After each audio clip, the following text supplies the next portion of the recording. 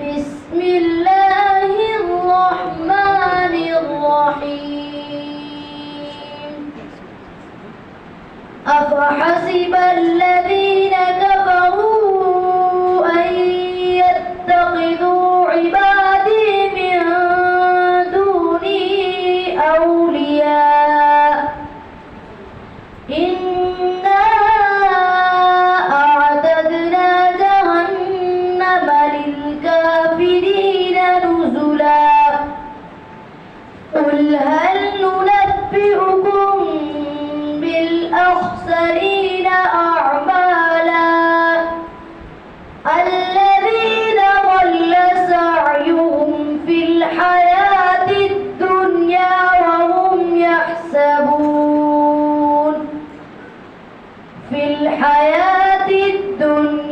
وهم يحسبون أنهم يحسنون صنعا أولئك الذين كفروا بآيات ربهم ولقائه فحبطت أعمالهم فلا نقيم لهم يوم القيامة وزنا ذلك جزاؤهم جهنم بما كفروا واتخذوا آياتي ورسلي هزوا إن الذين آمنوا وعملوا الصالحات كانت لهم جنات الفردوس نزلا خالدين فيها لا يبغون عنها حولا صدق الله العظيم.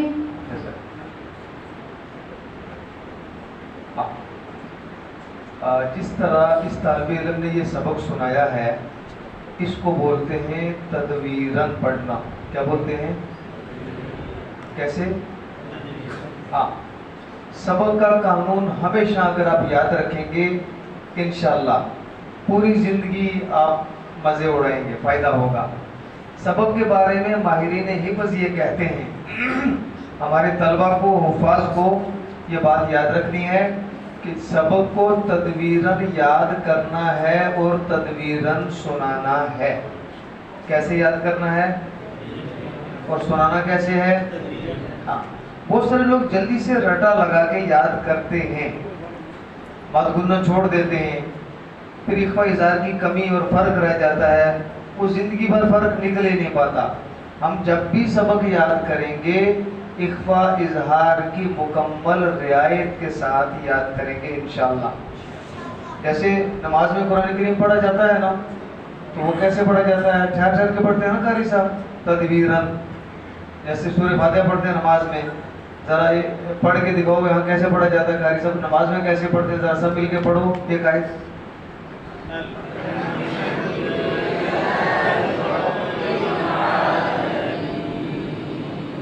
آگے پڑھو.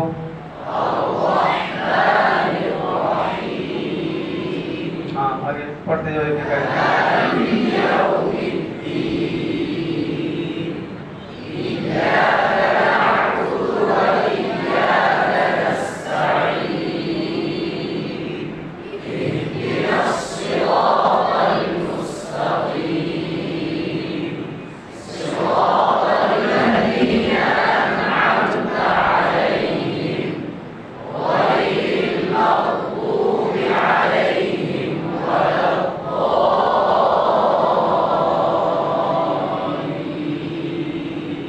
ماشاءاللہ سب کو سمجھ میں آ گیا.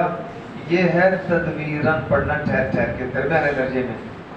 جیسا قرآن کریم نماز میں پڑھا جاتا ہے نماز میں، اسی طرح ہم نے سبق سنانا ہے. پورے قرآن کا سبق جب بھی سنائیں تدویراً ہی سنانا ہے اور یاد بھی تدویراً کرنا اسی انداز میں. اب سبق یاد کرنے کے کئی ایک طریقے ہیں. میں ایک طریقہ آج کی مجلس میں آپ کو بتا دیتا ہوں. آئندہ جب ملاقات ہوگی کچھ اور طریقے انشاءاللہ بتاؤں گا. اس وقت میں ایک طریقہ بتاؤں گا.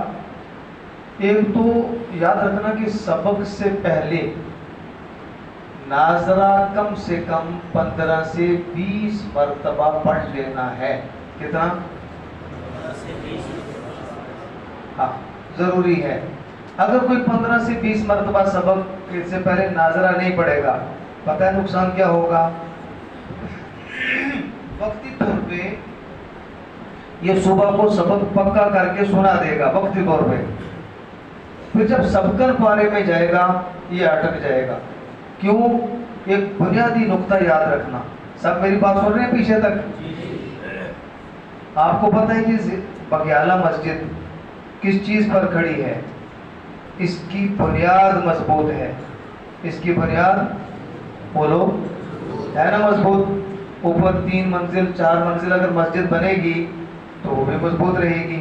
اگر بنیاد کچی ہو اوپر ہم 8 منزل بنا سکتے ہیں. بس یہ نقطہ سمجھنا ہے. سبق کی بنیاد ہے، حفظ کی جو بنیاد ہے وہ ہے کثرت تلاوت. کیا ہے؟ کثرت تلاوت کا مطلب پتہ ہے آپ لوگوں کو؟ ذرا بولو کیا؟ زیادہ سے زیادہ تلاوت کرنا. زیادہ سے زیادہ تلاوت. اب کثرت تلاوت اگر ہم سبق میں کریں گے تو سبق ہمارا ایک صفحہ ہوتا ہے، 2 صفحے. تو اگر ایک صفحے کو ہم 20 بار پڑھیں، 40 بار پڑھیں، 100 بار پڑھیں، آسانی سے پڑھ سکتے ہیں نا. اب جب ہم آموختے میں چلیں گے، ہمیں آموختہ سنانا بھی ہے، 1 پارہ سنانا ہے، 1.5 پارہ سنانا ہے، تو وہاں آدمی کثرت تلاوت کہاں کر پائے گا؟ اس لیے شیخ الحدیث مولانا زکریا رحمۃ اللہ علیہ کی وہ بات یاد رکھنی ہے. حضرت فرماتے تھے کہ ہمارے خاندان میں اتنا پکا حفظ ہے کہ ہمارے گھر کی عورتیں گھر کا کام کرتے کرتے 10 سے 15 سپارے روزانہ تلاوت کر لیتی ہیں گھر کی عورتیں. اتنا پکا حفظ. لیکن شیخ صاحب فرماتے تھے کہ میرے والد صاحب کی نصیحت تھی جس رکوع یا صفحے کو حفظ کرنا ہے. کیا؟ جس رکوع یا صفحے کو اس کو 100 مرتبہ پڑھنا ہے. کتنا؟ بولو. تو ہم مغرب سے عشاء تک جو یاد کرتے ہیں تو ایک آیت کو یا رکوع کو ہم کتنی بار پڑھ پاتے ہیں؟ زیادہ سے زیادہ 20 مرتبہ، 25 مرتبہ یا 30 مرتبہ. تو یہ کثرت تلاوت نہیں ہوا. اس کو کثرت تلاوت میں لانا ہے.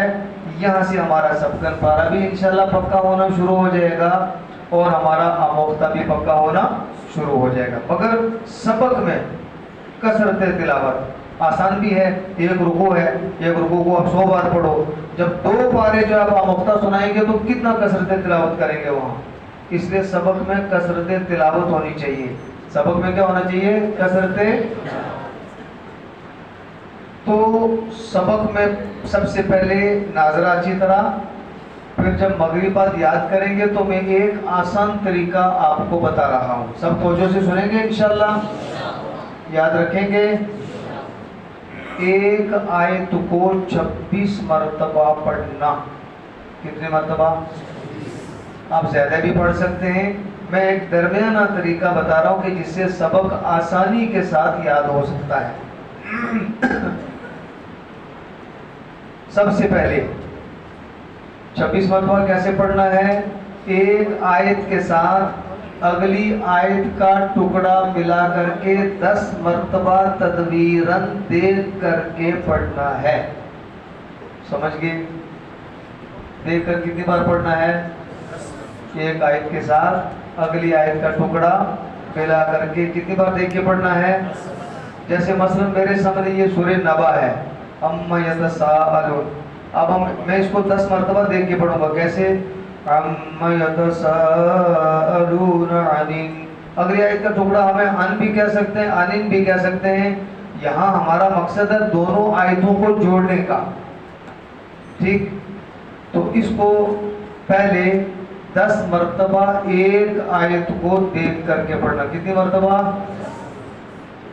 جب 10 مرتبہ دیکھ کے پڑھ لیا پھر ہم نے کیا کرنا ہے؟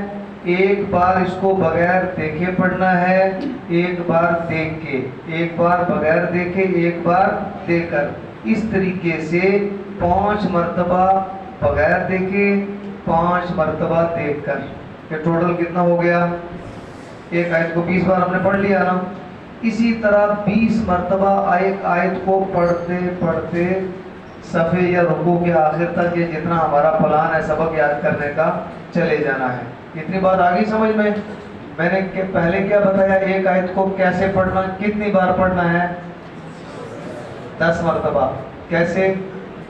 उसके साथ अगली आयत का टुकड़ा मिला करके, उंगली रख करके, तदवीरन देख करके पढ़ना है। देख करके कैसे पढ़ना है? जोर से बोलो। तदवीरन। कितनी मरतबा? उसके बाद क्या करना है? एक बार बगैर देखे, दूसरी मरतबा देख के, फिर बगैर देखे, फिर देख के। कितना हो गया? 5 मरतबा बगैर देखे और 5 मरतबा देख करके। ये पूरा टोटल कितना हो गया? इसी